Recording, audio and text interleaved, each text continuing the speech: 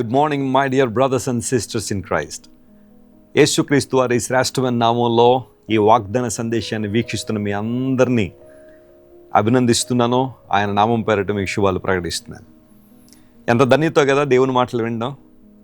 ప్రతి మాట దేవుని మాటే, పరిశుద్ధాత్మ ప్రేరేపణ ద్వారా ప్రవక్తలు పలికారని పేతురు భక్తుడు తన పత్రికలో ఆ మాట రాశాడు కదా. బైబిల్ గ్రంథంలో ప్రతి మాట దేవుని మాటే. ఆ మాటలు మనం లక్ష్య పెట్టడం ద్వారా, ఆ మాటలకు మనం లోబడడం ద్వారా, ఆ మాటలు వినడం ద్వారా మన జీవితాల ఆశీర్వాదం చూస్తాం. మీకు మాట తెలుసా? బైబిల్లో ఇలా రాయబడింది, వినుట వలన విశ్వాసం కలుగునని.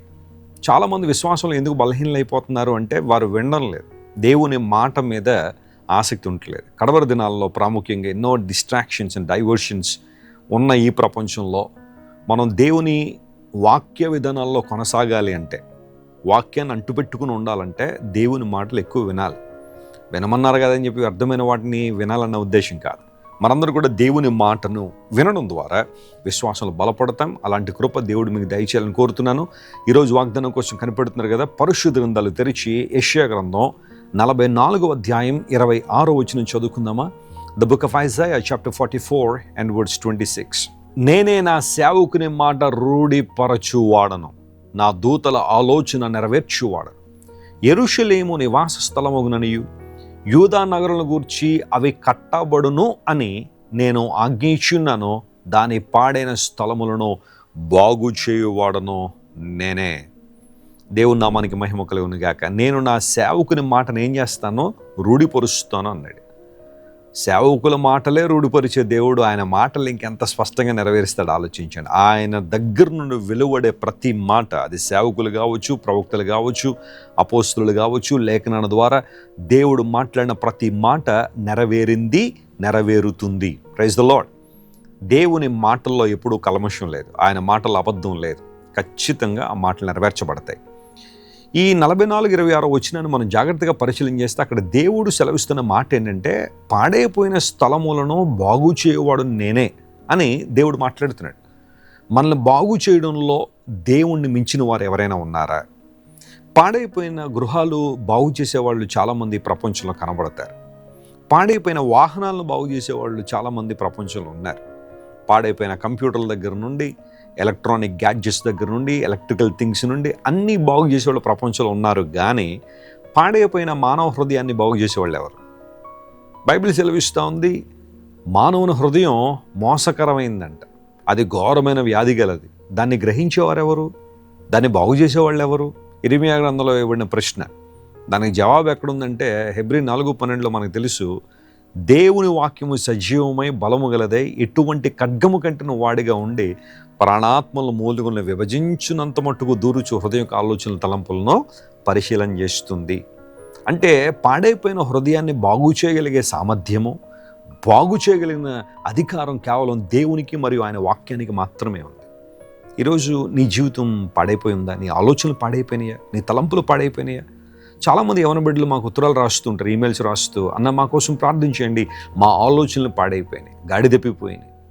ఎంత మంచిగా ఆలోచన చేద్దాం అనుకున్న అపవాది మమ్మల్ని ప్రక్కకి ఈడ్చుకుని పోతున్నాడు. లోక సంబంధమైన ఆలోచనలు, వ్యర్థమైన ఆలోచనలు, వ్యర్థమైన కామాతురతో కూడిన ఆలోచనలతో మేము సఫర్ అవుతున్నాం, మా కోసం ప్రార్థించిన ఎంతోమంది యవన బిడ్డలు ఈ ప్రార్థన వస్తుంది కోరుతున్నారు.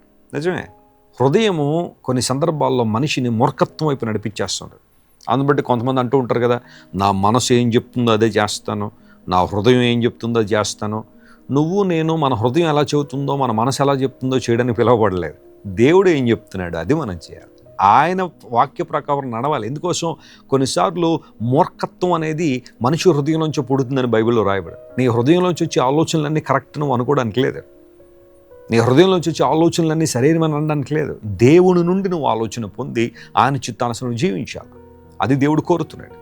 మనల్ని బాగు చేసే దేవుడు ఆయన. కీర్తన గ్రంథం 107వ కీర్తన 20 వచ్చిన మనం చదివితే, ఆయన తన వాక్కును పంపి వారిని బాగు చేశాను అనే మాట. God sends his word and he heels them. Healing అనే మాట స్వస్థత అనే ట్రాన్స్లేషన్ ఉన్నప్పటికీ చాలా ట్రాన్స్లేషన్లో బాగు చేయబడ్డ అనే మాట వాడారు. కొంతమందికి శారీరకంగా స్వస్థత అవసరం అయితే, కొంతమందికి మానసికంగా స్వస్థత కావాలి. పైకి చూడ్డానికి వారు బాగానే ఉంటారు, ఆరోగ్యంగా ఉన్నట్టే కనబడతారు, చాలా చక్కగా నలుగురిలో ఉన్నప్పుడు నవ్వుతూ ఉంటారు, ఆనందంగా ఉన్నట్టు కనబడతారు. కానీ హృదయంలో ఏదో ఒక వెలితి, ఏదో ఒక కొరత, ఒక భయంకర బాధతో సఫర్ అవుతూ వారి జీవితాల నెమ్మది ఉండదు. ఒంటరితనంతో ఉన్నప్పుడు వారు సఫర్ అయ్యే విధానం చాలా భయంకరంగా ఉంటుంది. నిద్ర పట్టదు, రాత్రులు ఎంత పడుకుందామన్నా నిద్ర పట్టక భయంకర పరిస్థితులు ఎదుర్కొన్న వాళ్ళు ఉన్నారు. వారి మనస్సుకు తగిలిన గాయాలు అలాంటివి. ఎవరో నమ్మిన వారు మోసం చేయడం, నమ్మిన వారు విడిచి వెళ్ళిపోవడం, నమ్మిన వారు అబద్ధాలు వారి మీద ప్రచారం చేయడం, ఇలాంటివన్నీ చేయడం ద్వారా హృదయం గాయపడిపోయి దాన్ని బాగు చేసేవాళ్ళు ఎవరికి చెప్పుకోలేని పరిస్థితుల్లో వారు ఉంటే, you can come to the presence of God and cry out before the throne of Jesus. Yesu Kristu ప్రభు సింహాసనం ముందు, ఆయన కృపాసనం ముందు నువ్వు వచ్చి నీ హృదయ స్థితిని ఆయనకు చెప్పుకోగలిగితే ఆయనను బాగు చేస్తాడు. ఆయన చెడిపోయిన జీవితాలు మాత్రమే కాదు, కృంగిపోయిన హృదయాలను కూడా ప్రభువు లేవనెత్తగలడు. నేను బాగు చేసే దేవుడు ఆయన.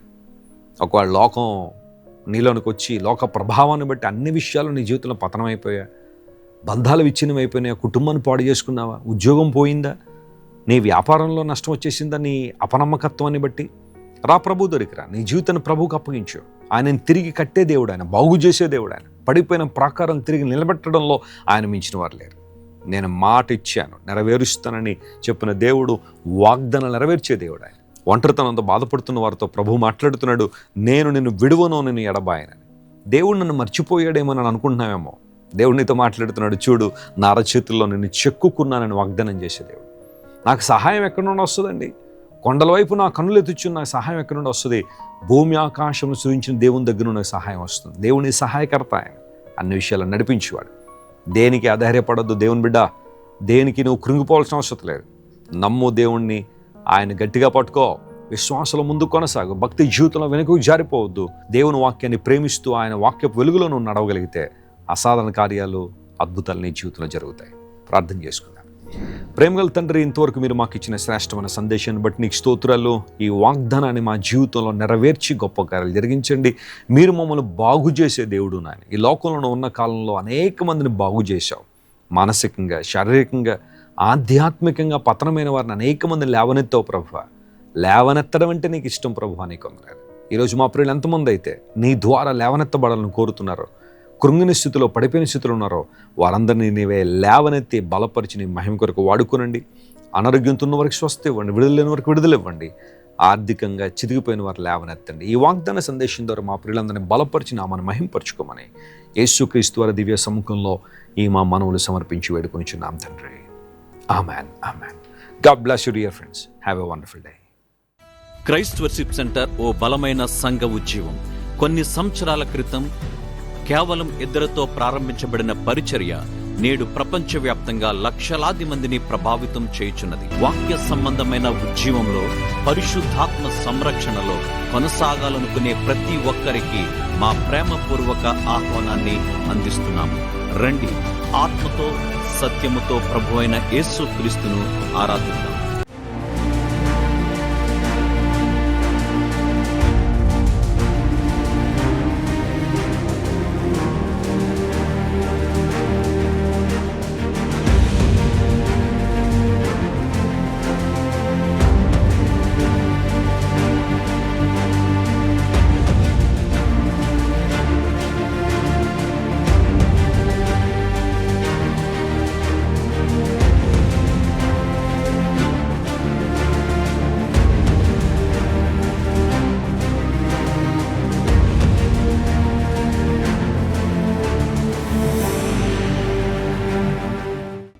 మీరు ఇంతవరకు విన్న దైవ సందేశం మరియు దేవుని సేవకులు చేసిన ప్రార్థన మీకు ఆశీర్వాదకరముగా ఉన్నదని విశ్వసించుచున్నాము. ఈ సందేశాన్ని మీ స్నేహితులకు, బంధువులకు షేర్ చేయండి. మీకు ఏదైనా ప్రార్థన అవసరత ఉన్నచో మా ఫోన్ నంబర్లకు కాల్ చేయండి. దేవుడు మిమ్మల్ని ప్రేరేపిస్తే విశ్వాసంతో సాగుచున్న ఈ పరిచర్యను ప్రోత్సహించండి. మరిన్ని వర్తమానాలు, పాటలు వినుటకు జాన్ వెస్లీ మినిస్ట్రీస్ అను మా యూట్యూబ్ ఛానల్ను సబ్స్క్రైబ్ చేసుకోనండి. ప్రభువైన యేసుక్రీస్తు కృప మీకు తోడైండును గాక.